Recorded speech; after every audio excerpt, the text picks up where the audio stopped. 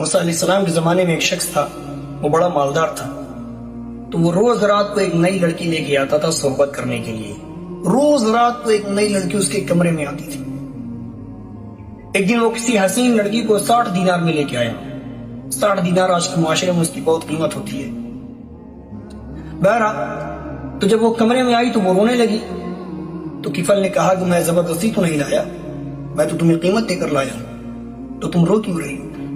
تو اس نے روتے ہوئے کہا کہ کفل، میں بازاروں لڑکی نہیں ہوں، میں بہت شریف گھرانے سے ہوں، میری بھوک نے مجھے یہاں پہ لا کے کھڑا کر دیا۔ تو کفل نے جب اس کی آنکھوں میں آنسو دیکھا تو کہا، بہن جس عزت کے ساتھ آئی ہے اسی عزت کے ساتھ واپس چلی جا، اور وہ پیسے بھی لے جا، اور میرے لیے دعا کر، میں بہت کمینہ انسان ہوں، اللہ مجھے معاف کرے۔ تو ابھی وہ لڑکی دروازے کے باہر نکلی ہی تھی کہ اتنے میں موت کا فرشتہ آ گیا اور اس نے کفل کی روح نکالی۔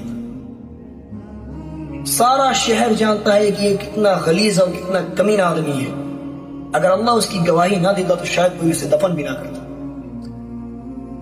اگلے دن اس کے دروازے پر نورانی سطر میں لکھا تھا، ان اللہ قد غفر للکفل، اللہ نے کفل کو معاف کر دیا ہے، جاؤ اس کا جنازہ پڑھو۔ یہ ہے اللہ۔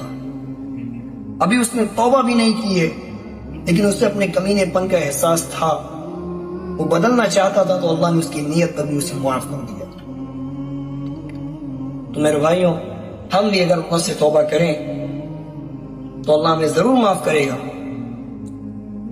لیکن شرط یہ ہے کہ ہم اپنے آپ کو گنہگار مانیں، ہم اپنے گناہوں کو دیکھیں، اگر ہمیں اپنے گناہ نظر آتے ہیں تو ہم اللہ سے توبہ کریں تو اللہ ضرور معاف کرے گا۔